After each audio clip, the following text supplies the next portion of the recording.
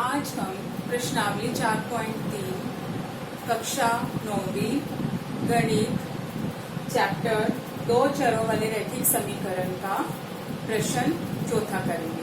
तो चलिए पढ़ते हैं ये प्रश्न। एक नगर में टैक्सी का किराया निम्नलिखित है। पहले किलोमीटर का किराया 8 रुपए है और उसके बाद की दूरी के लिए प्रति किलोमीटर का किराया 5 रुपए है। यदि तय की गई दूरी x किलोमीटर हो और किराया y रुपए हो तो एक रैखिक समीकरण लिखिए और आलेख खींचिए। एक रैखिक समीकरण लिखिए और उसका आलेख खींचिए। देखिए इस प्रश्न में हमें क्या कहा गया है। पहले किलोमीटर का किराया 8 रुपए है और उसके बाद की दूरी के लिए प्रति किलोमीटर का किराया 5 रुपए है। यदि तय की गई कुल दूरी x किलोमीटर, कुल दूरी x किलोमीटर और कुल किराया 5 रुपए हो तो रैखिक समीकरण लिखिए और उसका आलेख बनाइए। तो चलिए अपना उत्तर स्टार्ट करते हैं।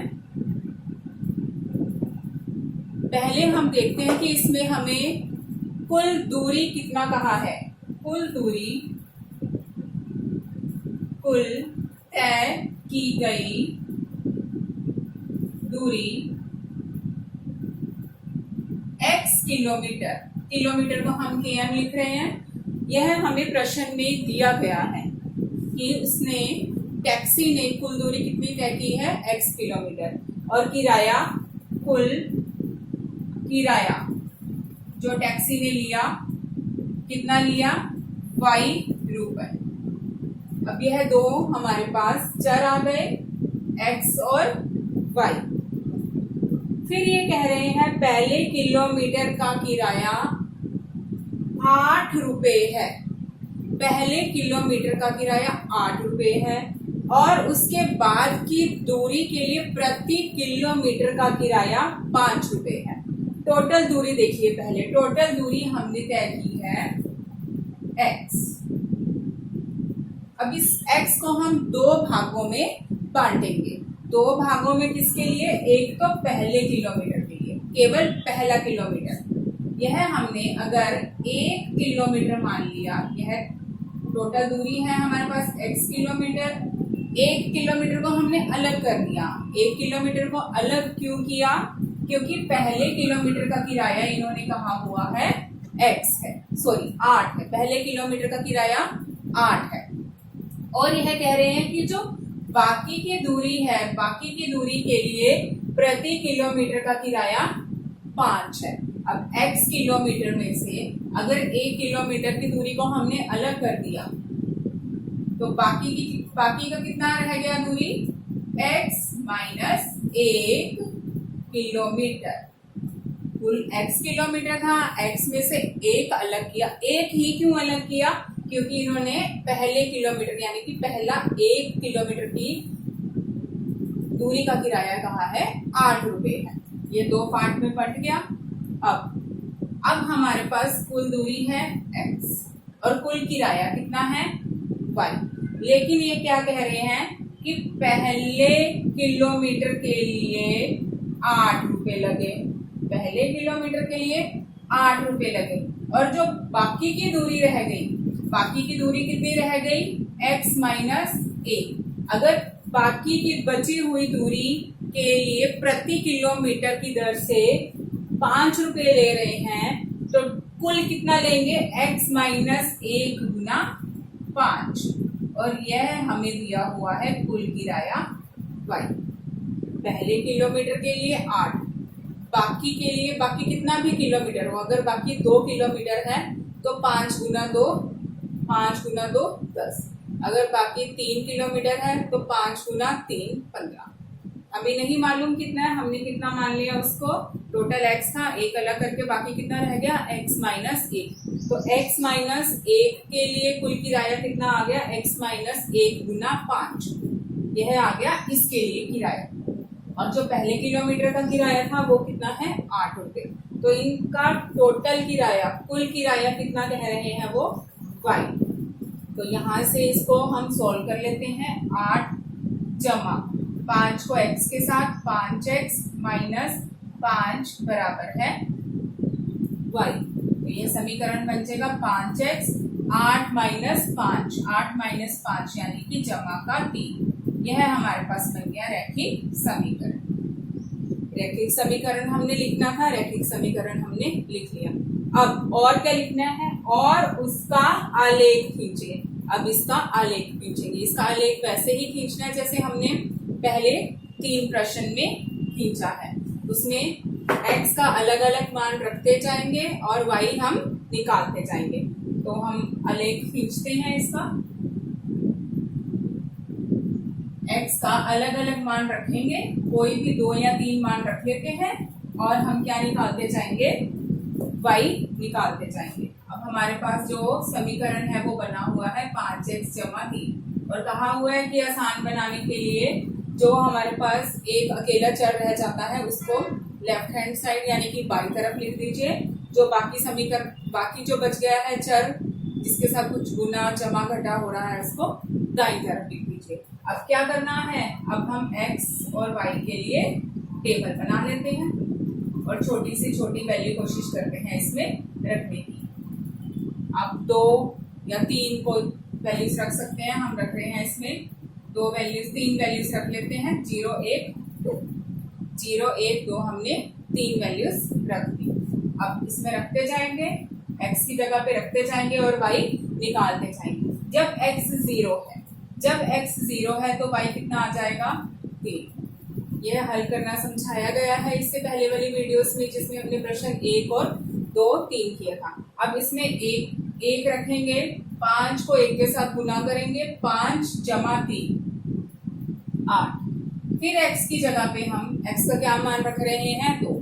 यह बिल्कुल आपके ऊपर डिपेंड करता है कि आप यहाँ पर x का क्या मान रखना चाहते हैं। तो हमने क्या रख दिया 0 1 और 2। दूरी है, दूरी यहाँ पर हमने माइनस में नहीं रखी। जब हमने 2 रखा तो यहाँ पे कितना आ गया 13।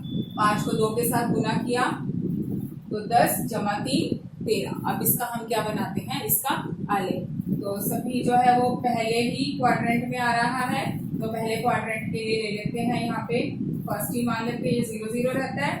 अब x की वैल्यू 2 तक लेके जा रहे हैं तो 1 2 0 1 2 और y की 3 8 और 13, तो 13 तक ले जाते हैं। 1 2 3 4 5 6 7 8 9 10 11 12 और इसको थोड़ा सा बढ़ा लीजिए 13। अब पहला जब 0 है, x जब 0 है तो y कितना आ रहा है 3। y आ रहा है हमारे पास 3 जब x 0 है और y कितना आ रहा है 3। y आ गया 3, x क्या है 0। अगर ये समझ में नहीं आ रहा किस नंबर लाइन पर कैसे आएगा तो आप पहला जो इसका पहला क्वेश्चन की वीडियो बनी हुई है वो मैं अपने डिस्क्रिप्शन बॉक्स में डाल दूंगी, आप उसमें से देख लेना। सेकेंड 1 और 8, जब x है 1 और y है हमारे पास 8 तो वो देखिए वो क्या आएगा 8 आ गया ये और x ये।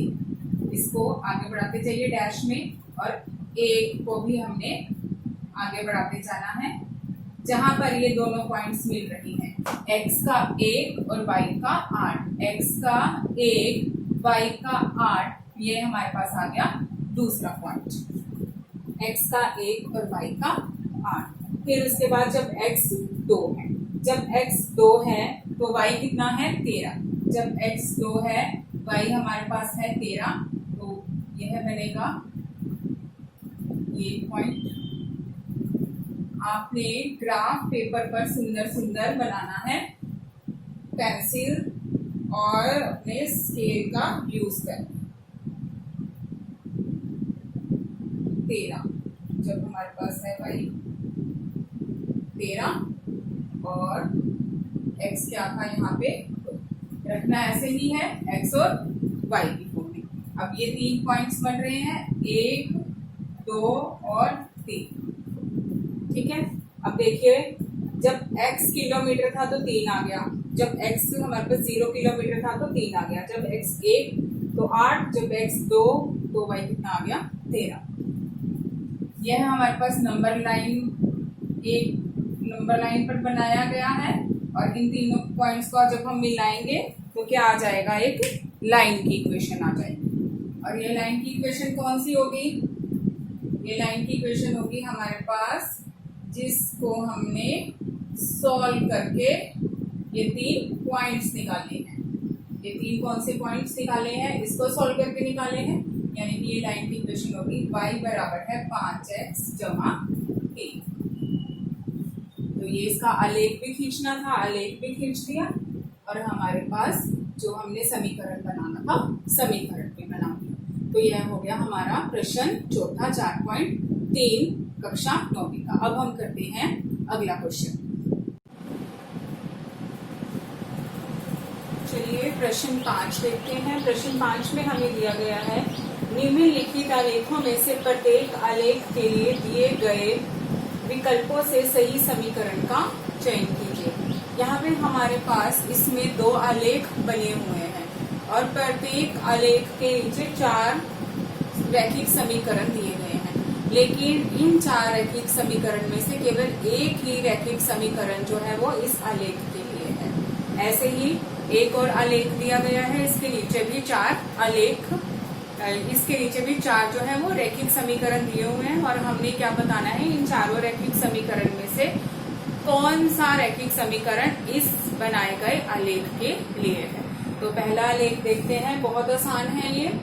इसमें 3 हमारे पास जो ये लाइन दी है रैखिक समीकरण के लिए, जो ये रेखा बनाई गई है, इसके ऊपर 3 इसके बिंदु दिए गए हैं। तो पहला बिंदु क्या दिया गया है 0, 0, दूसरा दिया गया है 1, -1 और तीसरा दिया गया है -1 और 1। ये 3 हमारे पास जो है वो बिंदु दिए गए हैं इस रेखा के ऊपर। अगर ये जो ये बिंदु है ये रेखा के ऊपर है तो जो भी इसका रैखिक समीकरण होगा उसके लिए ये बिंदु हल बन जाएंगे, तीनों के तीनों। ऐसे नहीं है कि अगर एक ने दिए गए समीकरण को हल कर दिया, मतलब उसमें सेटिस्फाई हो गया, तो वो तीनों के तीनों हो जाएंगे, ऐसे नहीं है। तीनों को ही जो भी इस आलेख पर हमारे पास रेखा बनी हुई है उसके हल होने के लिए तीनों को ही उसके अंदर रखें, तो जो समीकरण है उसकी बाईं तरफ और दाईं तरफ क्या आनी चाहिए, बराबर। तो चलिए अपने पहला जो दिया हुआ है वो क्या दिया हुआ है, फर्स्ट ऑप्शन है। ये 4 ऑप्शन दिए हुए हैं, 4 ऑप्शन में से हमने बताना है कि कौन सा ऑप्शन सही है। केवल एक ही ऑप्शन जो है वो सही है। हम ये कह रहे हैं कि क्या जो ये आलेख बना हुआ है क्या उसके लिए y बराबर है x सही है। अगर ये सही है तो इन तीनों पॉइंट्स को जब हम x की जगह पे 0 रखेंगे, y की जगह पे 0 रखेंगे और फिर x की जगह पे 1, y की जगह पे -1, फिर x की जगह पे 1 और y की जगह पे -1, तो वो बराबर रहना चाहिए। तो पहला पॉइंट रखते हैं हम 0 और 0 रखने पर। जब हम x और y को क्या रख रहे हैं 0, 0, तो 0, 0 ये सही आ गया, ठीक है। फिर दूसरा पॉइंट रख के देखते हैं x, y, सेकंड है हमारे पास, सेकंड बिंदु क्या दिया हुआ है 1, -1। जब हमने x की जगह पे 1 रखा और y की जगह पे -1, लेकिन -1 और 1 जो है वो सही नहीं है। अब जब हमने दूसरा बिंदु देखा और वो सही नहीं आया तो हमें तीसरा भी देखने की जरूरत नहीं है। तो यानी कि y बराबर है x, इसका जो ये है रैखिक समीकरण नहीं है। तो अब हम दूसरे पे आ जाते हैं। दूसरा ऑप्शन क्या है, x जमा y बराबर है 0। x जमा y बराबर है 0 देखेंगे सेकंड ऑप्शन के लिए। सेकंड ऑप्शन क्या दिया हुआ है कि क्या इसका रैखिक समीकरण यह है y और x को जमा करने पर 0 आता है। तो रखिए जब हम x और y की जगह पे 0 और y की जगह पे 0 रख रहे हैं, x की जगह पे 0, y की जगह पे 0 रख रहे हैं, तो क्या ये सही है, सही है।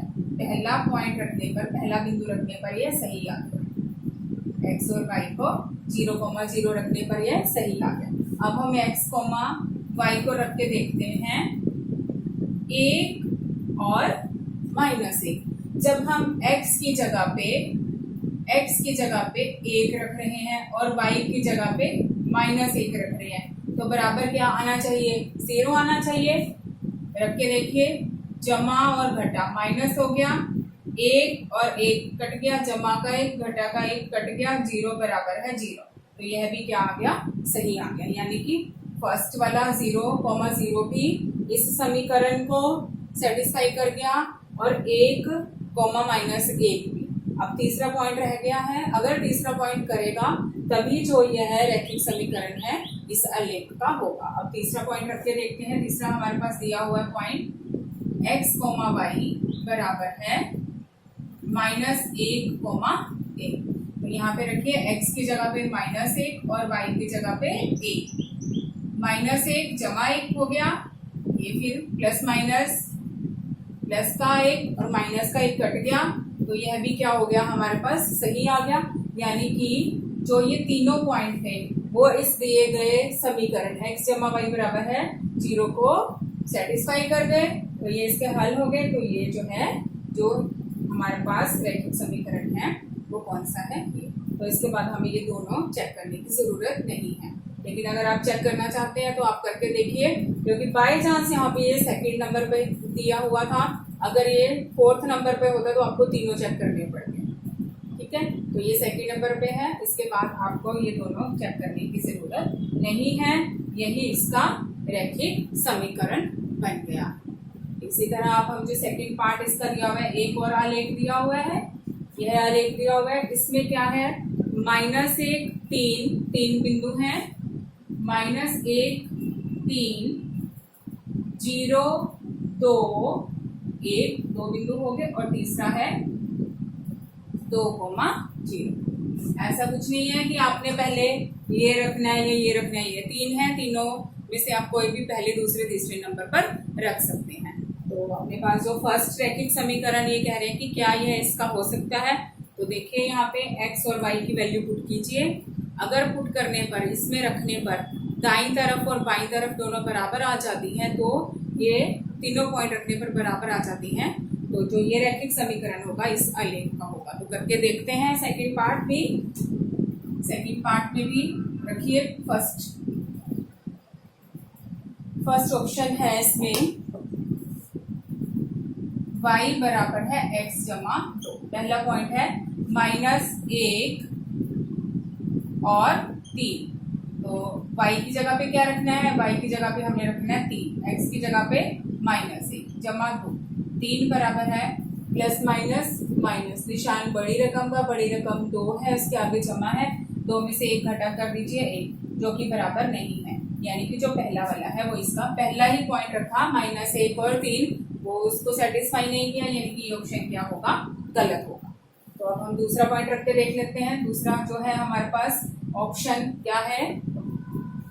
सेकेंड ऑप्शन है y बराबर है x -2।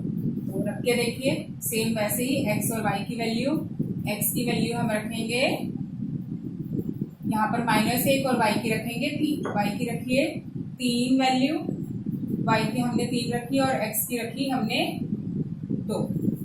Minus minus plus, sign minus का 3, ये भी सही नहीं है। यानी कि पहला ही बिंदु रखने पर इसने इसको सेटिस्फाई नहीं किया, तो ये भी इसका हल नहीं होगा। तो अब हम थर्ड ऑप्शन लेके चलते हैं। थर्ड ऑप्शन में हमारे पास दिया गया है y बराबर है -x जमा 2। x और y पहला बिंदु रख के देख लेते हैं, -1 और 3। जब हमने x को 3 रखा, जब हमने y को 3 रखा और x की जगह पर क्या रखना है? x की जगह पर हमने रखना है -1। एक पहले से ही -x के साथ लिखा हुआ है, यानी कि माइनस और x आपस में क्या हो रहे हैं? गुना। माइनस का मतलब है -1 x के साथ क्या हो रहा है? गुना। साथ में जमा 2, वैसे का वैसे लिख देते हैं। माइनस माइनस प्लस, +1 जमा 2। 3 बराबर है 3 आ गया। तो यानी कि जो पहला वाला बिंदु था वो तो इस तीसरे समीकरण को रखने पर जो दाईं तरफ और बाईं तरफ है वो बराबर दे दिया। इसी तरह अब हम दूसरा पॉइंट चेक करके देखेंगे, क्या 0 2 है वो यहाँ रखने पर होता है सॉल्व। तो इसमें रखते हैं x की जगह पर 0 और y की जगह पर 2। सेम ऐसे ही रख के देखेंगे, x की जगह पे 0। दूसरा पॉइंट हम तभी चेक करेंगे अगर पहला पॉइंट रखने पर, यानी कि पहला बिंदु रैखिक समीकरण में रखने पर दाईं तरफ और बाईं तरफ बराबर आ जाते हैं। तो अब हम यहाँ पे रखेंगे y की जगह पे 2 और x की जगह पे 0। 2 बराबर है 0 जमा 2। क्या 2 बराबर है 2 होता है? ठीक है। तो यानी कि इस वाले इक्वेशन ने दूसरा पॉइंट 0,2 को रखने पर भी दाईं तरफ और बाईं तरफ हमें बराबर दे दिया है। अब हम तीसरा लास्ट पॉइंट दिया हुआ है 2,0 रख के देखते हैं। अब इसमें जब हम 2,0 रखेंगे तो y की जगह पे क्या आ जाएगा 0 और x की जगह पे क्या आ जाएगा 2। 0 बराबर है प्लस और माइनस 0, -2 जमा 2। दोनों एक ही संख्याएं हैं, एक के आगे जमा है और एक के आगे घटा है, तो ये आपस में कट जाती हैं और आंसर कितना देती हैं 0। ये कब होता है? जब हमारे पास एक के आगे माइनस का निशान हो और एक के आगे प्लस का निशान हो और जो संख्याएं हैं उनका मान बराबर था। तो यानी कि तीसरा पॉइंट रखने पर भी ये जो है इस समीकरण को सेटिस्फाई कर दी, यानी कि y बराबर है -x जमा 2 इस दिए गए आलेख का क्या हो गया है रैखिक समीकरण। तो हमें अब चौथा पॉइंट जो है वो देखने की जरूरत नहीं है। तो ये था हमारा प्रश्न 5। अब हम इसके बाद अपनी अगली वीडियो में जो इसके नेक्स्ट क्वेश्चंस रह गए हैं वो करेंगे।